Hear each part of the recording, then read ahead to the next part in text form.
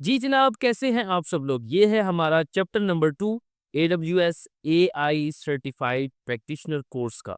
और आज हम बाकायदा आगाज़ करेंगे AWS जेन AI और मशीन लर्निंग के बारे में।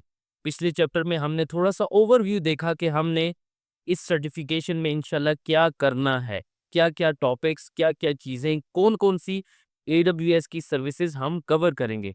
तो ओवरव्यू के बाद आज हमारा ये दूसरा चैप्टर है और जिसमें हम जेन एआई और मशीन लर्निंग के बारे में, ये एक जनरल नॉलेज का यानी लेक्चर है जिसमें हमें ये पता चलना चाहिए कि एआई किसको कहते हैं, मशीन लर्निंग किसको कहते हैं। फिर उसके बाद एडब्ल्यूएस में एआई और मशीन लर्निंग की कौन कौन सी सर्विसेज हैं। तो चलिए शुरू करते हैं, और आगे बढ़ने से पहले मेरे चैनल डेवऑप्स मौलवी हिंदी को ज़रूर सब्सक्राइब कर लीजिएगा। तो सबसे पहली बात तो ये है, what is AI in a nutshell, यानी खुलासा क्या है। AI stands for artificial intelligence. लेकिन इससे पहले मैं आपको एक बात बताना चाहूँ। मुझे ये अभी खाना खाते हुए ये मैं सोच रहा था कि मैं ये आपके साथ ज़रूर डिस्कस करूँगा। देखें, जो भी आपका मज़हब है, जो भी धर्म है, ठीक है, मैं हर एक की रिस्पेक्ट करता हूँ, अल्हम्दुलिल्लाह। लेकिन ये एक कॉमन चीज़ है कि अल्लाह पाक ने हम सबको सोचने की सलाहियत दी है, ठीक है जी। हम इंटेलिजेंट हैं, हम सोच सकते हैं, हमारा दिमाग जो है वो कैलकुलेशंस भी कर सकता है। और यहाँ पर जो भी मैं कैलकुलेशन आपके सामने करूँगा, वो मैं वीडियो को पॉज़ नहीं करूँगा या कट नहीं करूँगा। जैसे मैं अब जल्दी से कहूँ 23 जमा 23 कितना होता है जी? 46। जैसे अब ये मेरा दिमाग कैलकुलेट कर रहा है। थोड़ी बहुत जो है ना मैथमेटिक्स मेरा दिमाग खुद कर रहा है। लेकिन मुश्किल की अगर मैं बात करूँ, अब मिसाल के तौर पर फटाफट मुझे कोई कहे कि यार 97 प्लस 66 क्या होता है? तो 97 90 प्लस 60 150 प्लस व्हाट 157 प्लस 6, तो ये बन जाता है 163, ठीक है? अब ये मैंने फटाफट से कैलकुलेशन की है। टोटल यानी 97 प्लस 66 इज़ इक्वल टू 163। अब पता नहीं ये कि सही बता रहा हूँ कि नहीं, मुझे लगता है ये यही आंसर है। लेकिन अब मैं इसी को कहूँ कि 96 मल्टीप्लाइड बाय 66, ये क्या है भाई?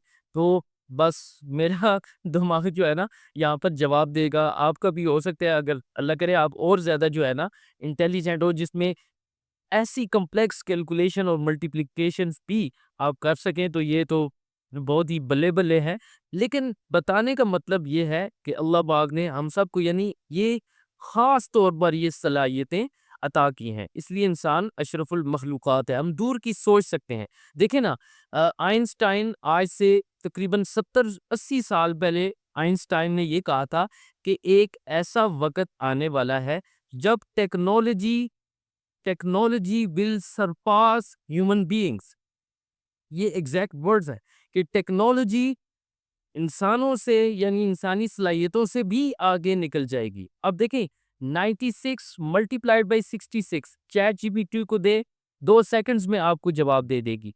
तो कुछ मामलात में यानी चैट जीपीटी या एआई इतनी ज़्यादा फास्ट हो गई है, इतनी ज़्यादा यानी कैलकुलेशंस और कॉम्प्लेक्स प्रॉब्लम्स में वो अ, हमारी यानी मदद कर सकती है। तो मैं यकीन करें अपने आप से भी सोचता हूँ कि यार मुझे अगर कोई कहे कि सीई/सीडी पाइपलाइन लिखो एक लारावेल की एप्लीकेशन डिप्लॉय करने के लिए, जिसमें Vue.js भी हो और डॉकर इमेजेस भी इन्वॉल्व हो, गिट चेकआउट हो, कोड बिल्ड हो, npm इंस्टॉल हो, तो ये पूरी पाइपलाइन जिसमें तकरीबन 8-10 स्टेप्स हैं, ठीक है, स्टेजेस जिनको कहते हैं हम।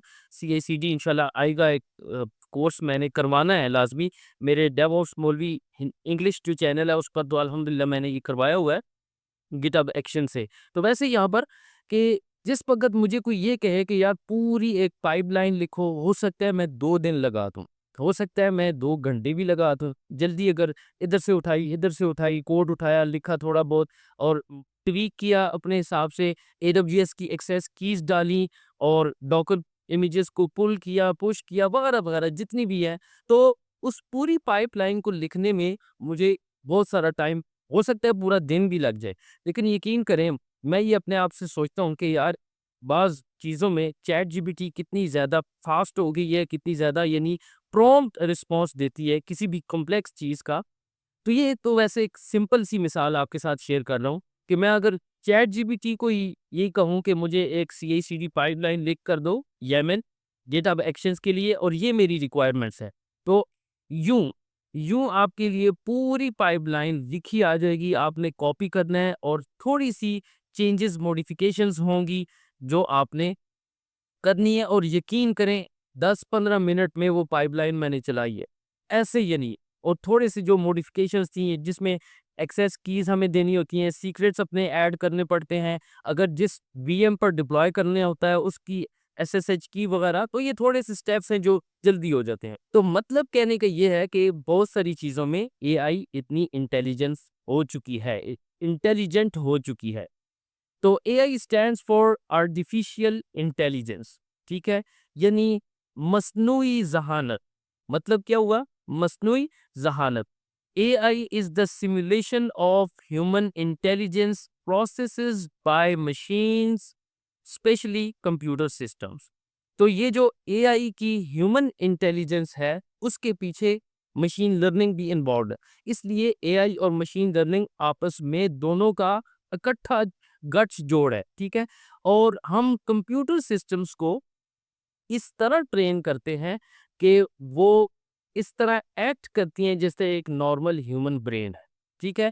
यानी मशीनों को इंसानी सलाहियतें अता करना, मशीन्स को ह्यूमन ब्रेन कैपेबिलिटी, जिस तरह मैंने आपको मिसाल दी है कि किस तरह मैं सोच सकता हूँ, कैलकुलेट कर सकता हूँ।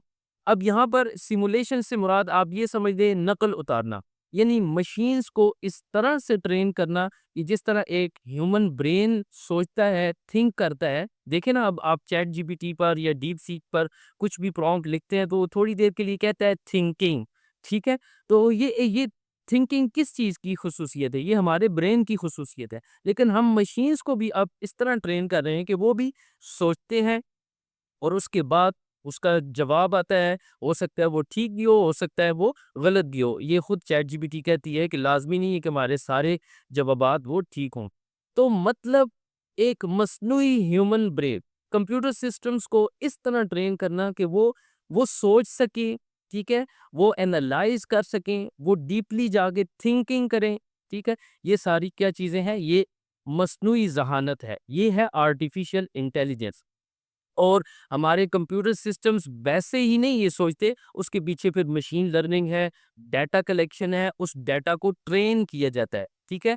ट्रेन करने के बाद वो सिस्टम्स, वो कंप्यूटर्स, वो सर्वर्स, वो इस कैपेबल होते हैं कि उनको जो भी पूछा जाए वो उस डाटा की बुनियाद पर सोचते हैं, कैलकुलेट करते हैं और हमें जवाब देते हैं। तो वैसे अगर 2-3 यानी जुमलों में अगर मैं आपको बताऊं तो आर्टिफिशियल इंटेलिजेंस से मुराद मस्नूई ज़हानत है और दूसरी इससे मुराद ये है कि मशीन्स को, कंप्यूटर सिस्टम्स को मस्नूई तौर पर इंसानों जैसा सोचना, इस चीज़ की सलाहियत उन्हें अता करना, इस तरह से उनको ट्रेन करना, ये है आर्टिफिशियल इंटेलिजेंस। अब हमारे मुकाबले में आ रही है ना जी, यही कंप्यूटर सिस्टम्स, यही मशीन्स जो है ना हमारे मुकाबले में, बल्कि बाज़ चीज़ों में, जैसे मिसाल दे चुका हूँ मैं आपको, कैलकुलेशंस, कॉम्प्लेक्स कैलकुलेशंस में वो बहुत आगे तक सोच सकती हैं और अच्छा करेक्ट जवाब भी दे सकती हैं। एआई मिमिक्स, नकल उतारना, ठीक है? जैसे आगे मैंने बता भी दिया, एआई मिमिक्स ह्यूमन इंटेलिजेंस, हमारी नकल उतारती हैं, हमारी ज़हानत की ये नकल उतारती हैं, such as learning, reasoning and problem solving using algorithms and data. तो ये जो उनकी लर्निंग है या जो थिंकिंग है या जो प्रॉब्लम सॉल्व करते हैं, कॉम्प्लेक्स कैलकुलेशन सॉल्व करते हैं, इसके पीछे एल्गोरिदम्स इन्वॉल्व है। अब वो एल्गोरिदम्स अल्हम्दुलिल्लाह हम इंसान ही लिखते हैं, वो एल्गोरिदम्स एआई इंजीनियर्स ही लिखते हैं। तो मतलब तो वैसे कहने का यही है कि जहाँ पर इंसान को अल्लाह पाक ने खुदादाद सलाहियतें अता की हैं, मशीनें किसी सूरत भी मुकाबला नहीं कर सकती। लेकिन अब चूंकि ये चीज़ बहुत ज़्यादा अब एआई की हाइप है, बूम है, तो हर कोई जो है ना एआई पर और हर कोई इसकी डेवलपमेंट पर, इसी की इंजीनियरिंग, एल्गोरिदम्स लिखना वगैरह, इस पर ही पूरी दुनिया का फोकस हो चुका है। और अब आप देखते भी हैं, किसी भी वेबसाइट को, किसी भी सॉल्यूशन को विज़िट करें, तो वो लिखा होता है, "our solution is AI powered, our data, our software is AI powered." तो एक किस्म से यानी एआई पावर्ड होने की वजह से ट्रस्ट भी गेन हो रहा है कि यार इसमें एआई कैपेबिलिटीज़ हैं, ठीक है? जैसे लिंक्डइन है, लिंक्डइन पे आप प्रपोज़ल या कोई भी पोस्ट लिखेंगे, तो वो कहता है कि भई एआई को यूज़ करो, हमारे एआई को, तो स्मार्टर और फास्टर जो है ना आप पोस्ट लिख सकते हैं। इसी तरह अपवर्क जो कि एक फ्रीलांसिंग प्लेटफ़ॉर्म है, वो भी यही कहता है कि हमारी अपवर्क की एआई को यूज़ करते हुए आप एक अच्छा प्रपोज़ल लिख सकते हैं। तो ये एआई पावर्ड हर चीज़ में घुस चुकी है, हर जगह आ चुकी है। लेकिन उसके पीछे ये इंटेलिजेंट सिस्टम्स बनाने के पीछे हम इंसान ही हैं, एआई इंजीनियर्स हैं, एमएल मशीन लर्निंग इंजीनियर्स हैं, जो कि एल्गोरिदम्स लिखते हैं और वो एल्गोरिदम्स वो उस डेटा को ट्रेन करते हैं। ये आगे इंशाल्लाह हम मशीन लर्निंग में देखेंगे। तो जिस वक़्त वो डेटा ट्रेन हो चुका होता है, मशीन लर्निंग मॉडल तैयार होता है, वो ही मॉडल फिर कॉम्प्लेक्स प्रॉब्लम्स सॉल्व करता है, जवाबात देता है, मुख्तलिफ और मुश्किल तरीन सवालों के वो जवाब देता है। आपको अपाची का कोई भी एरर आ रहा है, आप उस एरर को कॉपी करके चैट जीपीटी को देते हैं, जैसे आप रोज़मर्रा जो है ना काम करते हैं, तो वो एग्ज़ैक्ट बता देता है कि यार ये एरर इस वजह से आ रहा है। ये एक मिसाल है। तो इतना ज़्यादा समझदार हो चुके हैं आपके मॉडल्स कि वो सारे प्रॉब्लम्स को इस तरह डिटेक्ट करके हमें एग्ज़ैक्ट सॉल्यूशन बताते हैं। तो वैसे एआई मिमिक्स ह्यूमन ब्रेन, हमारे ही मगज़ की, हमारे ही दिमाग की एआई एक नकल है, ठीक है? ये आसान जवाब है कि हमारी जिस तरह इंटेलिजेंस है, उसी तरह ये एआई भी एक मस्नूई ज़हानत है। तो दौर अब एआई का आ चुका है, इस ये मेरी आपसे भी और अपने आप से भी यही यानी कहता हूँ मैं, गुज़ारिश भी है कि हम इन चीज़ों को भरपूर सीखें और इन चीज़ों में फ़ोकस करें। मॉडल्स, ट्रेनिंग, एआई, एमएल, ये सारी चीज़ें कम से कम हमें अब कॉन्सेप्ट्स पता होने चाहिए। ठीक है जी? अब इसके बाद है व्हाट इज़ जनरेटिव एआई? ठीक है, एआई तो मस्नूई ज़हानत होगी। अब gen AI, generative AI also known as gen AI. तो जेन एआई क्या है? जनरेटिव, जनरेटिव, जनरेट से है। जनरेट कहते हैं पैदा करना, बनाना, ठीक है? तो generative AI is the combination of 2 terms. Generative means to generate और create stuff. AI means using AI models. तो ये 2 चीज़ें कंबाइन हो गई। एक तो एआई तो हमें समझ आ गई ना, मसनूई ज़हानत। अब मसनूई ज़हानत अगर कोई चीज़ प्रोड्यूस कर रही है, पैदा कर रही है, जनरेट कर रही है, तो ये है जेन एआई। अब वो क्या चीज़ें हैं जो कि जेन एआई प्रोड्यूस करती है? वो हो सकती हैं high quality text, images and other content, videos भी शामिल हैं, डॉक्यूमेंट्स भी शामिल हैं। जैसे मैंने आपको पाइपलाइन की सीआई/सीडी पाइपलाइन, अब ये एक YAML कॉन्फ़िगरेशन है, तो ये एक किस्म से जेन एआई है कि मैंने उसे कहा मुझे पाइपलाइन लिख कर दो, उसने पूरी तकरीबन 30-40 लाइनों की पूरी पाइपलाइन YAML लिख कर दे दी, जनरेट करके दे दी। तो इसलिए इसको जेन एआई कहते हैं। मैं उसे कहता हूँ भाई ये मेरी तस्वीर है, ठीक है? और मुझे एक ऐसा लिंक्डइन का कवर बना कर दो जो मैं जो ये मैं ट्राई कर चुका हूँ, लेकिन फ़ारिग बना था। तो मैंने उसे कहा ये मेरी तस्वीर है और ये मैं काम करता हूँ, डेवऑप्स मौलवी मेरी यूट्यूब चैनल का नाम है, मुझे एक अच्छा-सा कवर बना कर दो, ठीक है? तो उसने सोरा से मैंने कहा चैटजीपीटी में, तो उसने बना कर दिया था, लेकिन अब ये प्रोसेस क्या है, वो मैं आपको बताना चाह रहा हूँ। ये प्रोसेस है जनरेटिव एआई का। कि मैं उसको अपनी रिक्वायरमेंट्स बता रहा हूँ और कह रहा हूँ कि मुझे ये प्रोड्यूस करके दो, जनरेट करके दो। इसलिए इसको जनरेटिव एआई कहते हैं कि जिस वक़्त हम एआई से कहते हैं, "हेलो एआई, बात सुनो मेरी, मुझे ये चाहिए, मुझे ये डॉक्यूमेंट चाहिए, मुझे ये इमेज चाहिए", तो वो आपको document, text, image, video generate करके देती है। तो इसलिए इसको जेन एआई कहते हैं। तो उम्मीद है आपको समझ आ गई होगी कि वो एआई का वो काम जिसमें हम कुछ चीज़ बनवा रहे हैं, तो वो है जनरेटिव AI। जैसे अब ये तस्वीर, यकीन करें मैंने खुद ही आप भी ट्राई कर सकते हैं, asking AI to tell us how gen AI works. ठीक है, मैंने चैट जीपीटी से ही कहा कि मुझे बताओ कि जेन एआई कैसे काम करती है, और ये ही इमेज चैट जीपीटी ने जनरेट करके दिया। मैंने उसे कहा मुझे इमेज चाहिए, तो उसने कहा कि सबसे पहले है इनपुट। मैंने इनपुट लिख कर दी कि let me know how gen AI works and I want an image that I can download. ठीक है, ये मैंने इनपुट दे दी। अब मैं यूजर हूं, तो यूजर एक इनपुट देगा। अब उसके पीछे चैट जीपीटी का मॉडल है फोरो मिनी। अब ये मॉडल्स हैं, जो मेरा फ्री वर्जन है या आप फ्री वर्जन यूज कर रहे हैं, तो वो ऐसे ही है। कुछ मॉडल्स हैं, पेड मॉडल की बात नहीं कर रहा, लेकिन फोरो मिनी जो भी मॉडल है चैट जीपीटी का, उसने क्या किया, थिंक किया, सोचा कि यार इनपुट में क्या मांगा जा रहा है, और फिर उसके बाद उस मशीन लर्निंग मॉडल के पास जितना भी डाटा था, एल्गोरिदम थे, तो उस पर उसने काम किया। क्योंकि ये ऑलरेडी इतना मैच्योर और ट्रेन हो चुका है, तो उसने थोड़ी देर के बाद, कुछ टाइम के बाद, 1 मिनट या 1.5 मिनट लगाया, और मुझे ये वाली ही आउटपुट उसने दे दी कि यार ये लो और इसको डाउनलोड कर लो। और मैंने, यकीन करें, उसको डाउनलोड करके यहाँ पर चिपका दिया। ठीक है, तो अब क्या हुआ, इनपुट जैसे हम रोजाना चैट जीपीटी को यूज करते हुए लिखते हैं, इनपुट लिखी, मॉडल जो भी है हमारा, अगर पेड है तो वो और ज्यादा यानी अच्छे से, जैसे हमारे जो चैट जीपीटी के पेड मॉडल्स हैं, मैंने तो कभी फिलहाल तक यूज नहीं किया, लेकिन फ्री मॉडल में भी उसने इस चीज के बारे में, इस इनपुट के बारे में सोचा। ठीक है, और उसने देखा कि क्या यूजर क्या चाह रहा है। तो उसके बाद थोड़ी देर के बाद प्रोसेसिंग हुई, थिंकिंग हुई, और मेरे पास आउटपुट में एक इमेज आ गया। वो यही इमेज है, और ऐसे ही यकीन करें जेन एआई काम करती है। अब जेन एआई को यूज करते हुए मैंने ये इमेज प्रोड्यूस करवाया। समझ रहे हैं ना आप मेरी बात को?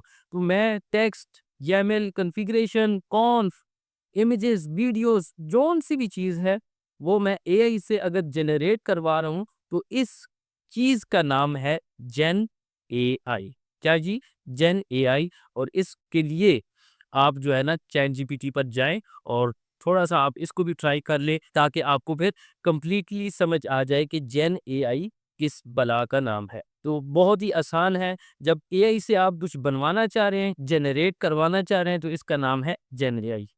अच्छा, अब what is AWS gen AI?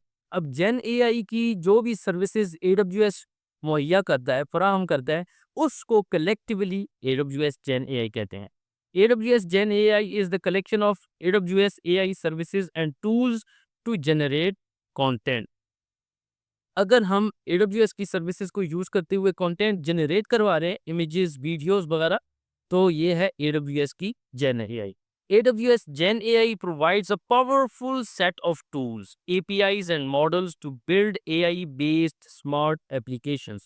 अगर हम AWS को यूज करते हुए, AWS की AI सर्विसेज को यूज करते हुए, हम अपनी एप्लीकेशंस को इंटेलिजेंट कर रहे हैं, स्मार्ट कर रहे हैं, AI पावर्ड बना रहे हैं, तो उसके लिए AWS 20 से ज़्यादा AI ML सर्विसेज प्रोवाइड करता है। ये ओवरव्यू में हमने बात कर ली थी इस पर, कि AWS जो है वो 20 से ज़्यादा जेन AI और ML सर्विसेज ऑफर करता है, जिसमें वो सारे मॉडल्स भी हैं, APIs भी हैं, टूल्स भी हैं, जिससे हम अपनी एप्लीकेशंस को ट्रेन भी कर सकते हैं और उनको AI पावर्ड एप्स बना सकते हैं। AWS Gen AI is used to automatically generate text, images, code, reports and video content। जिस तरह मैंने आपको DeepSeek की और चैट जीपीटी की एग्जांपल्स दी हैं, इसी तरह AWS की Gen AI भी ऐसे ही काम करती है, और हमें ये जो इमेजेस हैं, हमारी रिक्वायर्ड, हमारी कोड है, रिपोर्ट्स हैं या वीडियो कंटेंट है, वो AWS भी जनरेट करके देता है, AWS की Gen AI सर्विसेज को यूज करते हुए। अब इसके बाद मशहूर ज़माना कौन सी AWS की जेन AI सर्विसेज हैं, जिनको हम इस कोर्स में भी कवर करेंगे, और उसमें सबसे पहले है अमेज़न की बेडरॉक। ठीक है, अमेज़न बेडरॉक सबसे ज़्यादा मशहूर है और एआई प्रैक्टिशनर की ये सबसे इम्पोर्टेंट सर्विस होगी। इसके बाद अमेज़न क्यू है, Transcribe, Lex, Translate, SageMaker AI. तो ये तकरीबन सारी जो है ना, ये जेन एआई सर्विसेज हैं। वन बाय वन इनके सेपरेट लेक्चर्स होंगे इंशाल्लाह, क्योंकि मैं बिल्कुल भी ये नहीं चाहता कि हम किसी एक सर्विस को भी स्किप करें।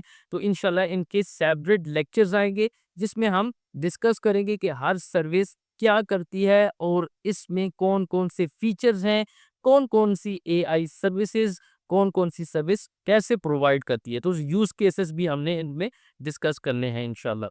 तो बेडरॉक है, क्यू है, Transcribe, Lex, Translate, SageMaker AI. तो ये सब AWS की जेन एआई सर्विसेज हैं जी। तो इसके बाद है what is AWS machine learning. ठीक है, सबसे पहले तो हमें मशीन लर्निंग के बारे में जानना होगा। Machine learning is also a crucial part of AI. ठीक है, most of the times machine learning is considered as the part of AI which trains computer systems to learn from data। ठीक है, अब यहाँ पर समझने की बात है, मशीन लर्निंग नाम में ही वैसे देखा जाए तो तारीफ छुपी हुई है कि मशीनों को सिखाना। ठीक है, मशीनों से मुराद कंप्यूटर सिस्टम्स को, डिवाइसेस को ट्रेन करना, उनको सिखाना। किसकी बेस पर? डाटा की बेस पर। कैसे सिखाना? एल्गोरिदम्स की वजह से सिखाना। कि हमारे पास कोई रॉ डाटा है, उस पर हमने एल्गोरिदम्स यूज करते हुए उस रॉ डाटा पर काम किया, तो वो एक मॉडल की सूरत इख्तियार कर लेगा। एक मॉडल, मशीन लर्निंग मॉडल जिस वक्त हमारे पास बन जाएगा, तो उसमें वो कैपेबिलिटीज होंगी, वो ट्रेन हो चुका होगा कि वो हमारी क्यूरीज को आंसर कर सके। अब देखिए, इसमें सबसे कॉमन एग्जांपल मैंने दी है, YouTube recommends videos based on past viewing. ठीक है, अब मैं यहाँ पर आपको ये दिखा भी देता हूँ, ये मिसाल के तौर पर ये बड़ी इंपॉर्टेंट है। मैं क्योंकि ये सोचता था कि यार, मिसाल के तौर पर मैं अगर 4K सीनरी वीडियोस देखता हूँ, ठीक है, 4K सीनरी वीडियोस स्विट्जरलैंड की या कश्मीर की या पाकिस्तान के नॉर्दर्न एरियाज की, ठीक है, तो मुझे उसके बाद फिर सारी वो सिनेमैटिक वीडियोस ही आती हैं। अगर मैं मिसाल के तौर पर आजकल कन्फू पांडा एक मूवी एनिमेटेड, उसके बाद मुझे एनिमेटेड मूवीज ही मेरी वो यूट्यूब की ब्राउजिंग विंडो में आती हैं। जैसे आजकल मिसाल के तौर पर मैं मुफ्ती तारिक मसूद साहब हमारे एक बड़े प्यारे आलिम हैं, तो उनके बयानात अगर सुनूँ तो उनकी रिकमेंडेशंस आती हैं। ठीक है, और इसी तरह अल जज़ीरा इंग्लिश है, तो यहाँ पर जिस तरह जो भी है मेरी यानी प्रीवियस व्यूइंग हिस्ट्री है, उसकी बेस पर जो है ना वीडियोस रिकमेंड होने लग जाएंगी। लेकिन यहाँ पर ये मैं सोचता भी था कि यार, ये कैसे पॉसिबल है कि यूट्यूब को किस तरह पता चल जाता है कि मेरा इंटरेस्ट इन वीडियोस की तरफ है। तो यूट्यूब एक्चुअली जो मैं इनपुट दे रहा हूँ, ज़ाहिर है वो इनपुट कहीं ना कहीं तो सेव हो रही है ना। देखिए, मैं एक सर्च करता हूँ किसी भी चीज़ को, डेवऑप्स के बारे में सर्च करता हूँ, तो यूट्यूब मेरे उस डाटा को कहीं ना कहीं सेव कर रहा है। और फिर उसके बाद नेक्स्ट टाइम जिस वक़्त मैं लॉगिन करता हूँ, तो वो देखता है कि यार, पहले इसने ये सब कुछ सर्च किया था। तो अब उसी सर्च की बेस पर मुझे वही वीडियोस रिकमेंड होंगी जो मेरे लिए इंटरेस्टेड होंगी या जिनके लिए मैं ख्वाह हूँ, ख्वाहिशमंद हूँ कि यार मैं ये देखूँ। तो यूट्यूब जो है ना, अगर आप सॉन्ग्स देखते हैं ना, सॉन्ग्स, तो फिर आपको सॉन्ग्स की रिकमेंडेशंस आएँगी। मूवीज़ अगर आप देखते हैं तो आपको मूवीज़ की रिकमेंडेशन आएगी। तो ये वैसे ही हो रहा है, ऐसे ही यानी यूट्यूब ब्लाइंडली रिकमेंड कर रहा है? नहीं, इसके पीछे जो है यूट्यूब के अपने मशीन लर्निंग मॉडल्स हैं जो कि ट्रेन होते हैं, और वो उन मॉडल्स की बेस पर यूजर्स को वही कुछ सजेस्ट करते हैं जो वो यूजर देखना चाह रहा है या देखना चाह रही है। तो इसलिए YouTube recommends videos based on past viewing. अब ये एक किस्म से यूट्यूब के पास डाटा है, और फिर इसी डाटा की बेस पर जो है ना, वो यूट्यूब हमें रिकमेंड करता है कि भाई, तुम ये वाली वीडियो देखो, तुम ये वाली वीडियो देखो। तो ये जितनी भी बड़ी जायंट कंपनीज हैं, जो ज़ाहिर है सब एआई को यूज़ करते हुए जो है ना, हमें रिकमेंडेशंस भी देती हैं, और एआई को यूज़ करते हुए वो सजेस्ट करती हैं कि आपके लिए ये सूटेबल है या ये सूटेबल है। जैसे आप मिसाल के तौर पर अब शूज़ सर्च करते हैं, ठीक है, इसमें कुकीज़ भी यूज़ होती हैं, लेकिन अगर आप शूज़ सर्च करते हैं, तो उसके बाद आपको एड्स भी ऐसे आने लग जाते हैं, ठीक है? आपकी जेब में मोबाइल है और आप किसी भी ऐसे टॉपिक पर बात करते हैं तो बाद में जाके नेट पर देखिएगा, आपको उसी टॉपिक के हवाले से पोस्ट्स और वीडियोस शो होने लग जाएंगी। तो हर चीज़ इंटेलिजेंट हो चुकी है और इसके पीछे एआई और मशीन लर्निंग इन्वॉल्व है। अच्छा, इसके बाद एक मशीन लर्निंग मॉडल जो बनता है हमारे पास, ठीक है? तो वो किस तरह बनता है? उसके जनरल कौन-कौन से स्टेप्स हैं कि मैं अपना एक खुद साख्ता मॉडल बना लूँ, मशीन लर्निंग मॉडल बना। तो उसके लिए ये 4 बड़े स्टेप्स हैं। Raw data is collected in the form of a model, ठीक है? जितना भी डाटा है, जितनी भी इनपुट्स हैं वो कलेक्ट होंगी, ठीक है? जिस तरह गूगल पर सर्च क्यूरीज, सारी सर्च क्यूरीज किसी न किसी जगह पर स्टोर होती हैं। इसी तरह इनपुट्स जो है वो डाटा की फॉर्म में एक जगह स्टोर होती हैं, कलेक्टेड होती हैं। The model is trained with the help of programs and algorithms. अब वो मॉडल जिसमें वो सारा रॉ डाटा है, अब उस पर एल्गोरिदम्स और प्रोग्राम्स की वजह से ट्रेनिंग होगी। उस डाटा को अब हमने, ठीक है, ट्रेन करना है, उसको इंटेलिजेंट बनाना है। डाटा ट्रेनिंग बहुत ज़रूरी है, इसी चीज़ को मशीन लर्निंग कहते हैं, ठीक है? मशीनों को सिखाना, ठीक है? उसमें पीछे बात असल में जो हो रही होती है वो डाटा ट्रेनिंग है। डाटा की ट्रेनिंग एल्गोरिदम्स की बेस पर होती है, प्रोग्राम्स की बेस पर होती है। The model is trained with the help of programs, algorithms. After the training is completed, the trained model is available for testing और validation. अब जिस वक़्त वो मॉडल ट्रेन हो चुका होता है और वो इतना इंटेलिजेंट है कि हमारी जितनी भी क्यूरीज हैं उनको आंसर कर सके, तो वो टेस्टिंग के लिए और वैलिडेशन के लिए अवेलेबल होता है। तो फिर उसके बाद AI engineers, machine learning engineers उसकी टेस्टिंग भी करते हैं, वैलिडेट भी करते हैं, और that model is used for predictive decisions. जिस वक़्त उसकी पूरी कंप्लीट टेस्टिंग हो जाती है और वैलिडेशन कंप्लीट होती है, तो उसके बाद वो प्रिडिक्टिव डिसीजंस के लिए, यानी एक जिस तरह एक ह्यूमन ब्रेन थिंक करता है, फैसले करता है, वो मॉडल भी इस लायक हो जाता है कि वो फिर डिसीजंस ले सके और उसकी ट्रेनिंग ऑलमोस्ट कंप्लीट हो जाती है।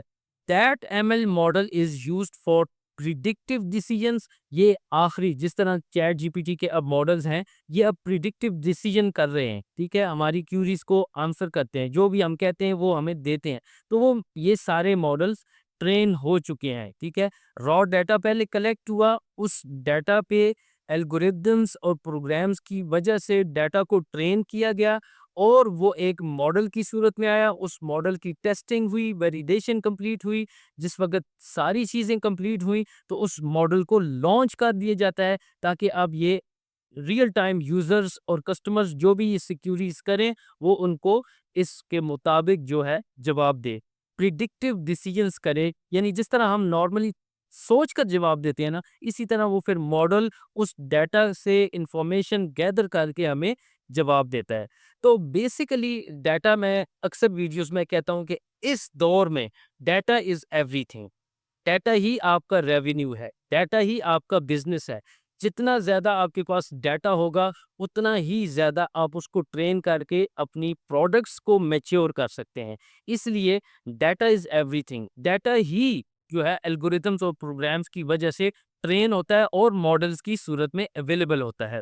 तो that ML model is used for predictive decisions. जिस तरह हम फैसला करते हैं, वो मॉडल भी फिर थिंक करके, सोच के हमें जवाब देता है। यहाँ पर भी सिंपल सी डायग्राम मैंने बताई है, बहुत ज़्यादा कॉम्प्लेक्स नहीं कर रहा।